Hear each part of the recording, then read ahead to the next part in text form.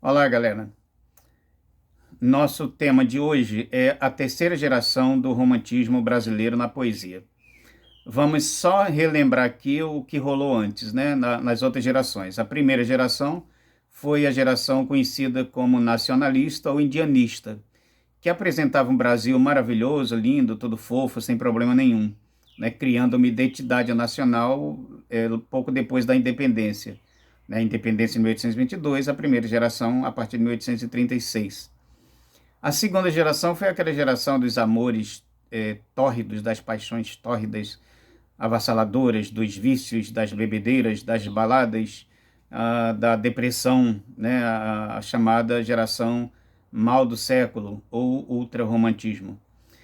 E a terceira geração foi, de fato, uma geração preocupada com o social. Tá? A primeira e a segunda não tiveram essa preocupação. A primeira só queria mostrar as belezas de um país, né? As belezas realmente existem, mas existem também os problemas. Mas os problemas eram escondidos. A segunda só olhava para o seu próprio umbigo mesmo, não estava preocupado com nenhuma questão social. A terceira, chamada de geração condoreira, é uma geração em que a poesia é engajada, a poesia tem uma temática social, existe uma causa, né? A luta pelo fim da escravidão, e então é uma geração efetivamente preocupada com o social. Essa terceira geração ela é inspirada no escritor francês Victor Hugo, que publica em 1862 o seu livro Os Miseráveis. E Os Miseráveis, olha, é bom lembrar que nesse período, né, a questão da Revolução Francesa, né, estava lá bombando, né, por lá na França, claro. E o Victor Hugo ele faz um romance denúncia de injustiças.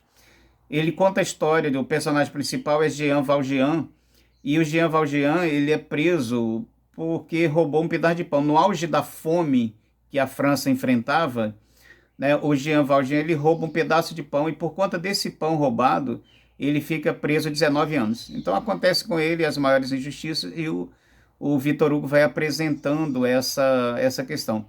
O Victor Hugo foi considerado lá, né, pelos franceses como um super revolucionário.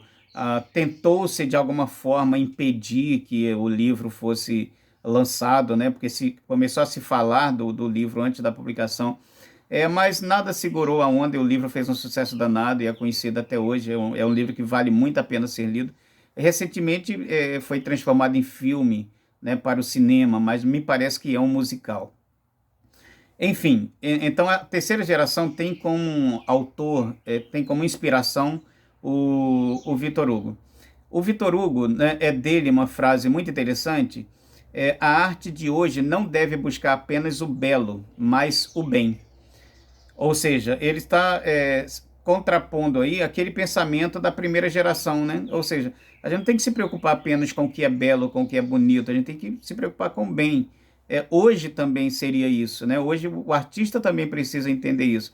Nós estamos num momento de desconstrução, de destruição de valores, de destruição de programas sociais, de destruição de direitos. E nesse momento, nesse contexto, a literatura ela não tem que buscar simplesmente o belo, ela tem que pensar no bem, né, na luta pelos direitos de todos, né, e não apenas de um grupo. Bom, o contexto histórico é o seguinte: desde 1840, né, o Dom Pedro II estava no poder, as coisas não iam muito bem, tá? Ele estava passando por dificuldades grandes, algumas revoluções estavam acontecendo. Mas em 1850 as coisas começam a melhorar um bocado, porque o café começa a bombar, né? E aí com a produção do café em alta, né, rolou muito dinheiro. E aí houve uma recuperação econômica, digamos assim, do país naquele momento. Lembrando que esse enriquecimento dos latifundiários, né, dos plantadores de café, ela decorria em função do trabalho escravo, tá? Então, a partir de 1850, com a lei Eusébio de Queiroz, essa lei proibia o tráfico de seres humanos escravizados, né? Proibiu o tráfico de escravos.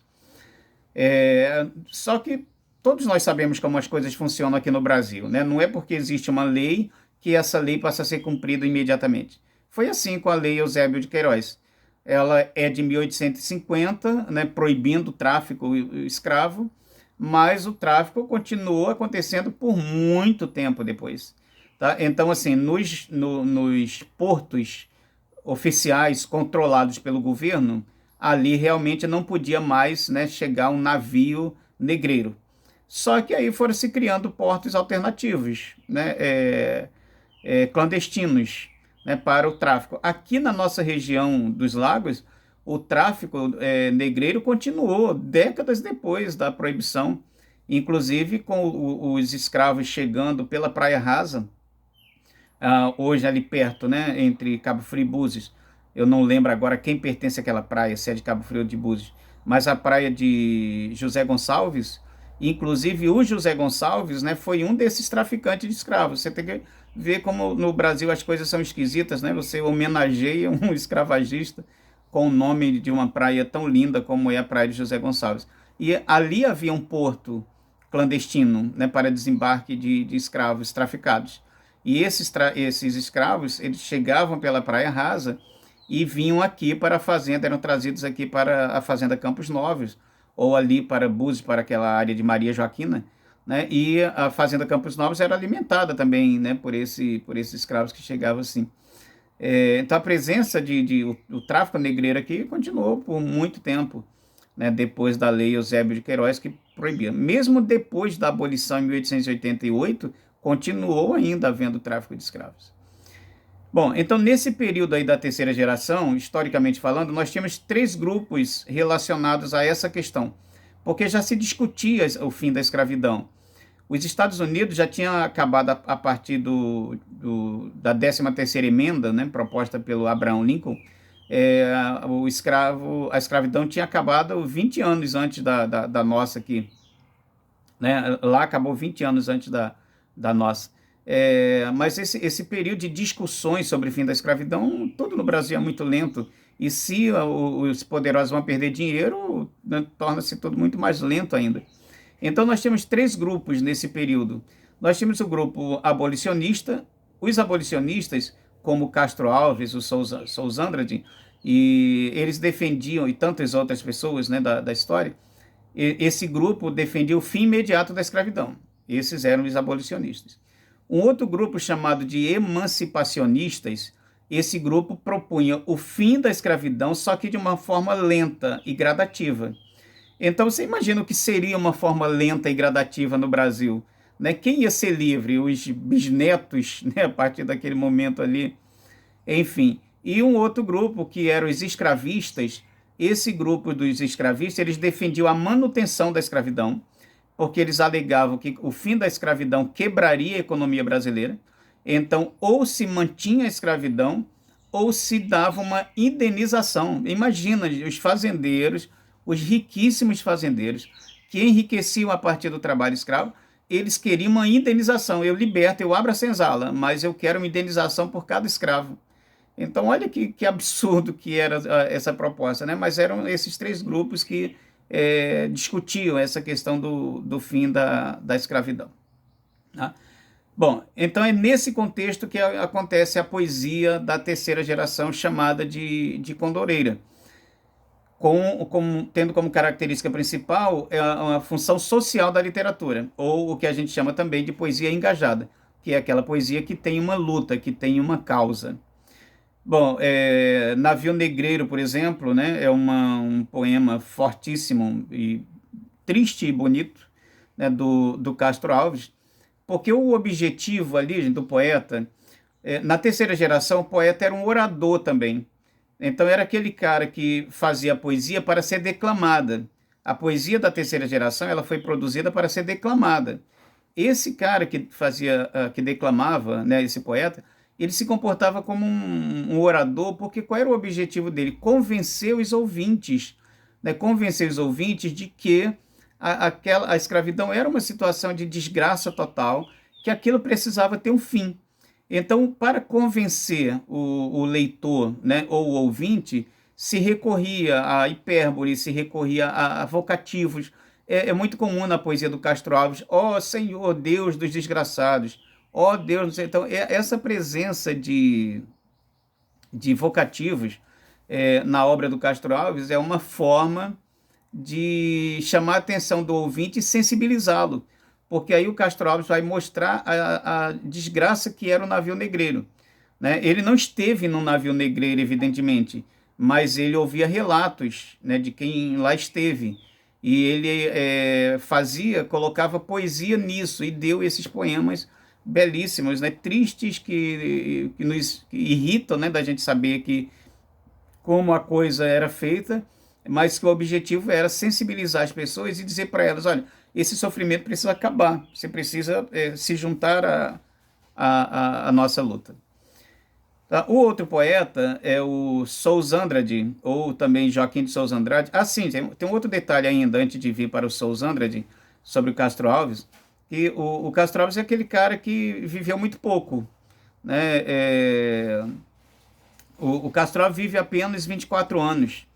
E nesses 24 anos, né, ele começa a produzir de fato com 13. O Castro Alves ele teve como colega de escola o Rui Barbosa, eram colegas de escola. O Castro Alves nasce na Bahia em 1857, numa cidade chamada Curralinho. Tá, só que hoje Curralinho é conhecido como Castro Alves, né? Se deu o nome, se fez lá o que se fez aqui em Casimiro de Abreu, né? Que se deu o nome do poeta à cidade. Então Curralinho virou Castro Alves, é assim que a cidade é conhecida hoje, a cidade baiana é conhecida. E o Castro Alves, aos 17 anos, ele se muda para o Recife, então ele começa a escrever aos 13 anos, aos 17 ele se muda para o Recife, e escreve o livro Mocidade e Morte, né? Esse Mocidade e Morte ainda lembrando muito lá a segunda geração, né? E ele morre em 1871 com apenas 24 anos. Quer dizer, o cara morreu muito jovem, né? Assim como os poetas da segunda, como acontecia com poetas da segunda geração.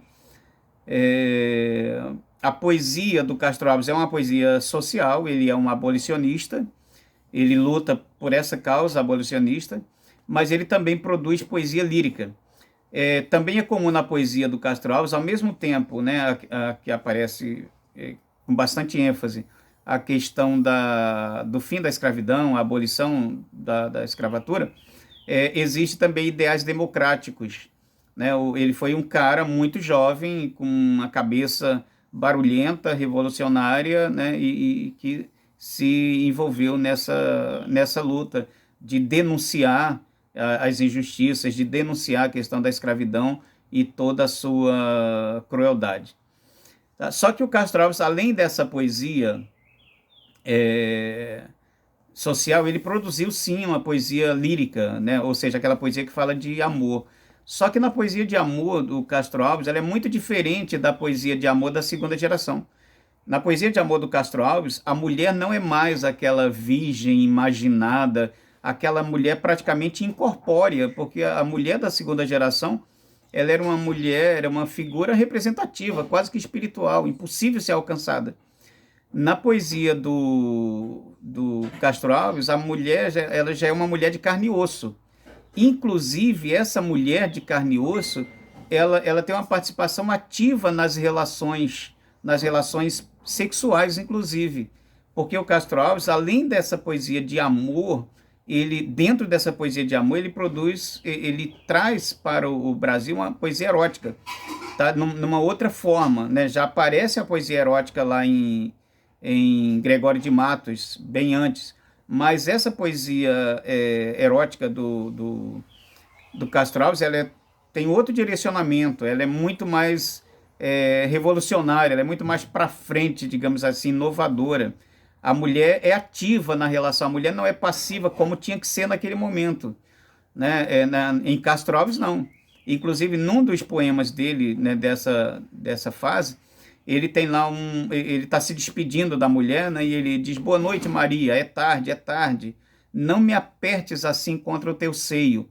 E mais à frente, né, ele na luta, assim, ele precisa ir embora porque é tarde, mas a Maria está prendendo ele ali, E aí ele continua no poema dizendo: não levante a tua blusa assim, mostrando os seios. Olha, isso é absolutamente inovador naquela fase, né? Porque antes não se falava isso. A mulher era aquele ser desejado, mas distante. Em Castro Alves, não. A mulher de carne e osso e participa ativamente da relação amorosa. Tá? Então foi um gênio, assim, o nosso Castro Alves. Uma pena, né? Muito triste que tenha vivido tão pouco, mas nem por isso produziu pouco. Ele produziu muita coisa.